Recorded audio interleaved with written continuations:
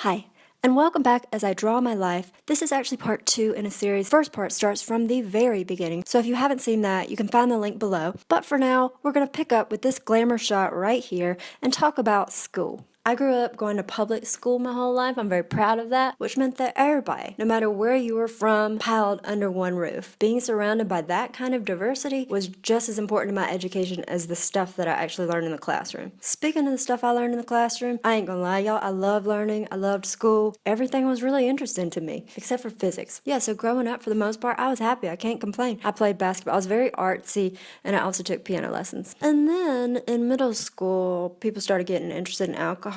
And nobody ever explained to me why those shot glasses were like little baby glasses. Why were they so small? I didn't know. I didn't understand that liquor was supposed to be consumed in tiny portions. Otherwise, you would end up in the ER, which I did after drinking a full glass of vodka in like 30 seconds. Don't do that at home or anywhere else. It's dumb as hell. And if you're somebody who works in Hollywood, can you please at least think about this before you have your characters do unrealistic, reckless shit like this? Thanks.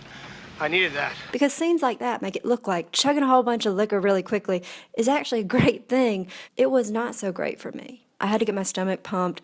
I was in this coma state for like 11 hours. They weren't sure whether I was going to wake up. I almost died. And I remember lying in my hospital room thinking, there's my life before this moment and my life after this. You know, I had been this goody two-shoes. That had been my public persona, and that had been my own perception of myself. I felt like I had disappointed myself. I had disappointed my family. I disappointed everybody. I felt like such an asshole. I was so embarrassed to show my face again. But part of me thought, like, I must have survived this for a reason. So I'm not going to be that reckless and idiotic with my life again. After we moved to Aiken, my father was mostly absent from my life. Every now and then he would show up and he would take us somewhere fun like Chuck E. Cheese's or the roller rink, which was very confusing for me as a kid because, of course, part of me really hated him for what I remembered him doing to my mom and for him being absent. But then, you know, it's Chuck E. Cheese, and it's hard to be mad at you when you're giving me all these tokens to go play games and you just bought me pizza, and it was just very confusing. But as an adult now, looking at those Chuck E. Cheese animatronic things, they look freaky as hell. But back to my father. I definitely never fully trusted him. Even as a kid, I remember when he would drive us back to Atlanta where he lived. It would be late at night, my brother would be sleeping in the car, and I would force myself to stay awake so I could watch the road signs to make sure he was taking us where he said he was, and he wasn't going to kidnap us and take us away from Mama. As the years went by, my father actually got really sick. He got mentally ill, and my senior year of high school, he took a bunch of sleeping pills and committed suicide. My first reaction was, I don't care. I don't care. What does this guy mean to me? It doesn't affect my life. But then I started thinking, like, why couldn't you be better?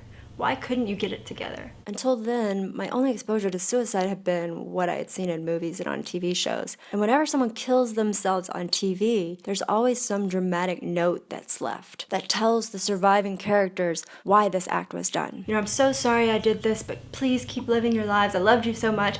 And I was like, where the was our note? And of course, this is all happening when I'm about to graduate high school. I just think, like, what am I gonna do with my life? And what if I am gonna turn out to be really sick in the head? And, like, I'm doomed to screw my life up. So after my father's suicide, I remember going to school, which I normally loved, and I did not care what they were talking about. Why would I care about that? I had so much going on in my head. I didn't tell anybody what was going on. People around me would share the latest gossip, and I would just think, if you only knew what was going on in my head. And I really started thinking about what's going on in everyone else's head that I don't know. And this is just one of many events in my life that drilled in the lesson that you really never know what's going on in someone's life from the outside. You can't make assumptions. You can't judge a book by its cover. And speaking of judging a book by its cover, after my father died, I got some boxes of his stuff. And in one of them was a bunch of photo and video stuff. So as I'm going through these photos that he took, his photos are like a legit professional documentary photographer is taking them, and they're photos of me and my brother and our family, and suddenly I'm like seeing the world through his eyes. He was so observant and patient and capturing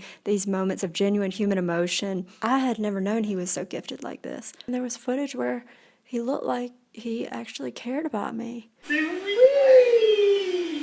So getting the stuff from my father after his death was a turning point for me, because before then, I pretty much had thought that there were two types of fathers. There were like the supermen, those hero dads that played catch with their kids every weekend.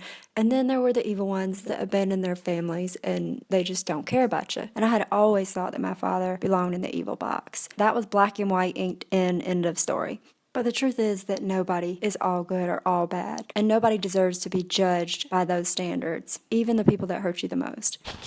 Getting those boxes full of photos and videos and all the stuff related to storytelling, which was the stuff that I loved, without knowing that my father had been so passionate about it, that was the first time I could relate to my father, and it allowed me to fully forgive him and be proud of the fact that he was my father instead of ashamed of it. For a long time, the way that I dealt with everything that happened with my father was constantly fearing that just because I had pain in my past, it was inevitable that it was going to repeat itself in my future. And especially I think when you have mental illness in your family, as so many of us do, it's easy to spiral into anxiety and stress over whether we're going to go nuts one day. But what I realized is that tough experiences in your past do not equal horoscopes for your future, unless you let them become self-fulfilling prophecies. If you can realize that your past is not your future, then tough experiences in your past won't drag you down, but they will drive you. They will become powerful tools for you to use, unique perspective, fuel, passion, purpose for you to do whatever epic shit you were supposed to do in this world. Or anyway, that's what I've decided to walk away from all this with. Are